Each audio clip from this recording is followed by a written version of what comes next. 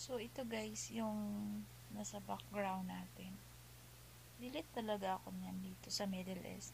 Nung dati kong amo na napapasukan ko. Yung kakain sila na hindi ka rin nila bibilhan. Dati siya napunta kami noon ng mall. Tapos, may binili sila. Buti may dala akong pera nun. Mga ang pera ko nun, 50 riyal. Tapos may kasama akong Indonesia. Katulong siya ng nanay. Tapos ang aking amo is anak.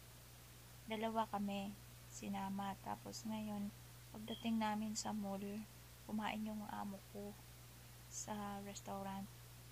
Tapos doon, yung parang food court. Tapos ngayon, yung bumili sila ng pagkain. Sa kabilang mesa kami, pinapaupo, tapos sila din sa kabila. Akala ko, bibigyan niya kami, pero wala eh. Yun, nagantay ako, mga nangalahati na siguro sila ng kain. Hindi talaga kami binigyan. So, ang ginawa namin nung kasama kong Indonesia, bumili kami ng pagkain, burger. Tapos, mayroong kasing 20 na burger, mayroong 15, mayroong 16, ganun. Di binili namin 20 kasi may kasamang french fries at saka soft drinks. So, buti yung Indonesia, mayroon siyang perang 30.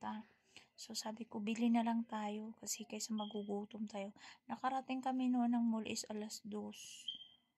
Tapos, umuwi kami ng gabi. So, grabe.